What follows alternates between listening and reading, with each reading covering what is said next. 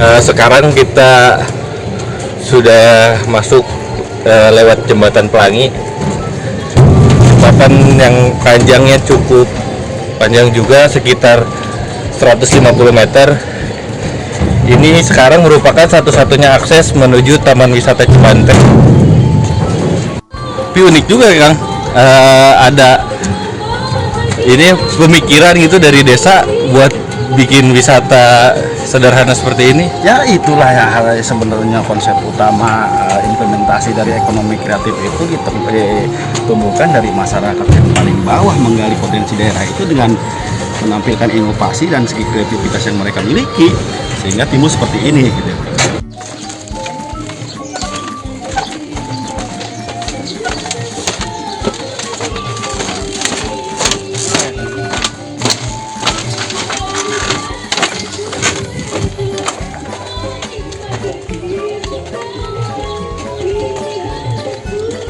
Salam. Awak masih ada.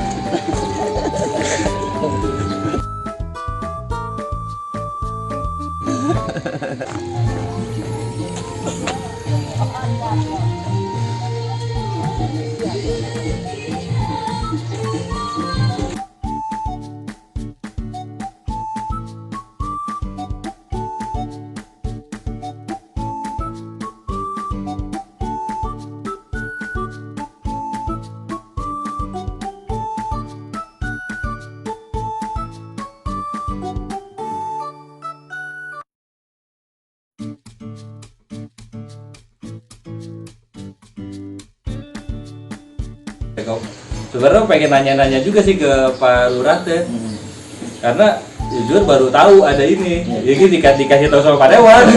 Kemarin ditelepon kan, makanya hayu gitu. Dikasih tahu sama Pak Dewan kan. Ya, emang sebetulnya pertama karena sesuai keputusan Presiden, Menteri Desa, Mendagri, Pariwisata, bahwa dana desa itu kalau bisa dikembangkan ke wisata desa.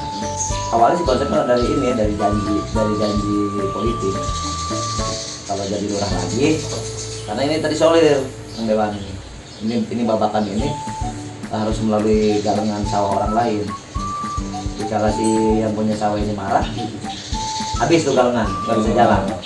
Boro-boro motor, jalan kaki nggak bisa. Sekian puluh tahun terjadi, akhirnya ya udah, nanti kalau saya dapat insya Allah anggaran dana desanya kita bikin jembatan. Tidak terpikirkan jembatan layang bentuknya permanen, saya pikir udah pakai bambu nggak ada masalah, karena kan di Jawa juga pakai bambu, jembatan bambu.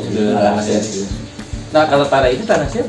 Tanah pribadi. Ini tanah pribadi. Tapi dikerjasamakan dengan desa atau gimana? Enggak, untuk sementara hari ini kita bertahan karena kalau dikembangkan ke dana desa semua tidak tercover.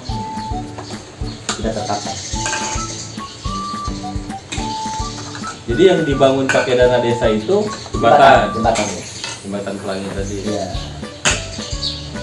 Viral. Kita bingung nih, viral mau dikemanakan ini, ke kampung sebelah sana kan belum penataan. Ya udahlah, ada Tegal nih, nggak kepake Tegal. Ya udah kita beli, ya udah kita jadikan konsep. Udah wisata buatan aja. Selfie biasa, pertama selfie biasa, ya alhamdulillah rame, kita bikin kereta gantung.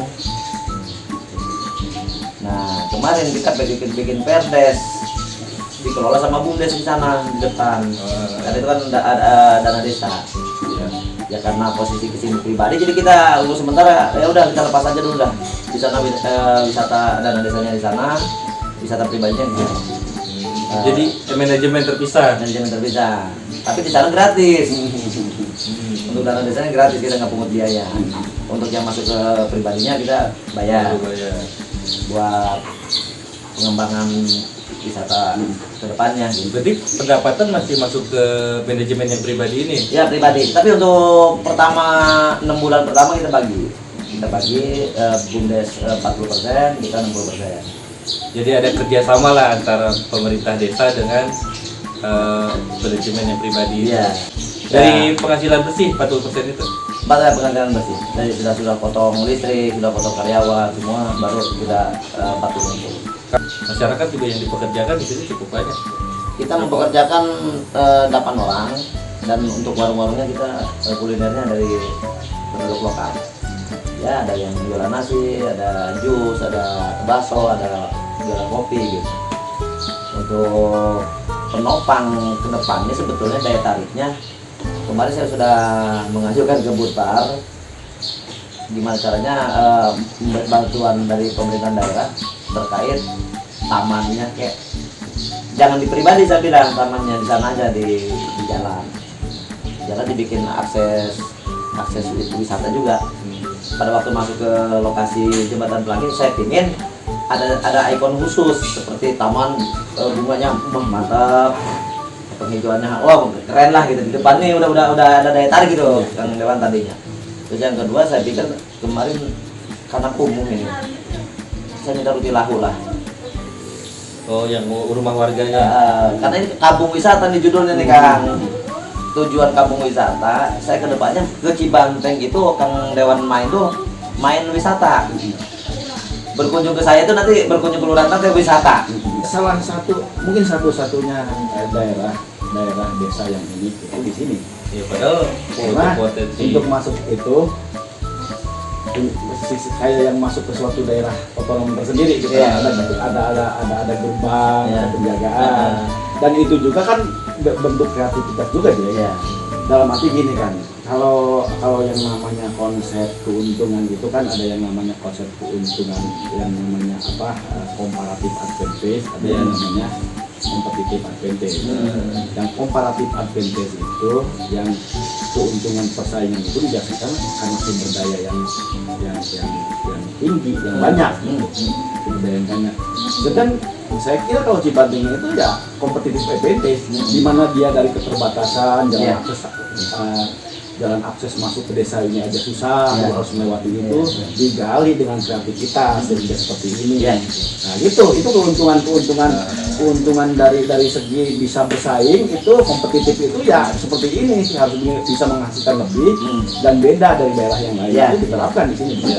tentunya kan hal-hal seperti ini yang harus jadi pertimbangan juga sama ketua pansus nih. Bagaimana kalau di sini kan ada kerjasama antara pemerintah desa dengan masyarakat, gitu kan? Dimana keuntungannya didapat masyarakat sekian persen, didapat desa sekian persen. Nah, hal ini kan tentunya bisa jadi acuan juga untuk memasukkan suatu klausul yang mana mendukung hal-hal seperti ini di tempat-tempat lain di Karawang. Gitu.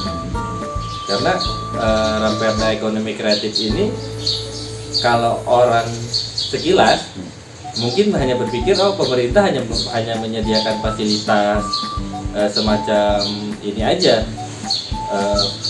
kepastian hukum gitu kan, perlindungan hukum, fasilitas yang diberikan pemerintah itu. Tapi ini buktinya kalau ternyata masyarakat itu butuh dukungan dari pemerintah dari segi sarananya juga. Jelas. Bisa jadi yang akhirnya juga tetap menguntungkan ke pemerintah. Ada di desa ketika kerjasama dengan desa, ada PADes yang bisa masuk ke desa. Ketika kerjasama nanti dengan pemerintah daerah, bisa jadi ada PAD yang bisa masuk ke pemerintah daerah. Itu yang kita harapkan. Karena memang awal konsep judul kan, setelah terjadi viralnya Jembatan Pelangi, wah menarik nih karena kreatif kita di tengah sawah ada flyover. Itu kan ya, wah flyover nih keren nih, jembatan penyeberangan orang, JPO Jakarta, keren. Tapi pas masuk sini daya tarik berkurang kan? Kenapa? Karena kekumuhan babakan. Kemarin saya sempat ngobrol dengan Buta, Pak, mintalah ruti lahu yang agak cepat, karena di sini cuma ada 4 rumah lah. Itu didulukan, tapi nanti saya akan bikin surat pernyataan dengan mereka. Si rumah yang ada di sini saya mau bikin pelangi warnanya gitu Pak. Nanti di depan rumah semua pakai pot bunga, jadi masuk ke sini tuh arealnya udah beda, aromanya udah beda. Nah, tetap keterkaitan bentuk seperti itu tidak bisa lepas dari pemerintah, tidak bisa. Karena bantuan Buntar nih berperan, bantuan wakil rakyat juga berperan, wakil pemerintah daerah juga berperan. Inti ekonomi kreatif itu seperti ini. Kita menciptakan terobosan inovasi yang karena kita berperang dengan bersaing dengan wisata alami. Ada yang wisata kreatif, wisata yang sudah elit, Wonderland. Padahal bukan tandingan kita sebetulnya ya. Tapi pas saya bikin seperti ini, kita berani bersaing dengan wisata-wisata modern gitu Iya, ya. bisa bersaing. Ini kita lihat ini juga kan bentuk kreativitas juga. Ketika misalnya ada fasilitas seperti ini bisa menggali juga bagi Ya ini kan kalau untuk melakukan teman-teman yang mungkin punya ekonomi kreatif di bidang musik, gitu kan? Ya kita tabung di sini. Musik, terus Karena kita di sini rolling. Untuk mengisi live musiknya kita terus rolling. di subsektor seni gerak bisa tampil juga Aerobik kan? kita rolling Rabu, Jumat, Minggu untuk setiap kecamatan. Jadi aerobiknya ibu-ibu, goesnya, terus kalau seni ngisi live itu semua penyanyi organ dan pemain musik setiap minggu putar di Kabupaten Kerawang. Kalau yang tradisional, musik tradisional pernah nggak? Pernah, kita kemarin ngadain topeng, jaibongan pun, odong-odong juga gitu. Jadi justru mereka pingin itu Kang Dewan. Mereka itu dari forum seni kemarin saya ketemu dengan ketua forum seni Kerawang. Dia pingin mengisi semua bentuk kegiatan seni di sini. ke depan juga kan bisa di itu kan dari 17 subsektor itu kan yang terlihat di ekonomi kreatif itu kan dari kuliner, dari apa, dari handicraft, Ya. gitu, kerajinan tangan bisa dipadukan dengan Iya, seni gerak kan. seni gerak, terus dari segi banyak lah. Kalau kita mau itu ini udah menjadi pionir bagi pengembangan ekonomi kreatif yang ada di daerah Kerawang.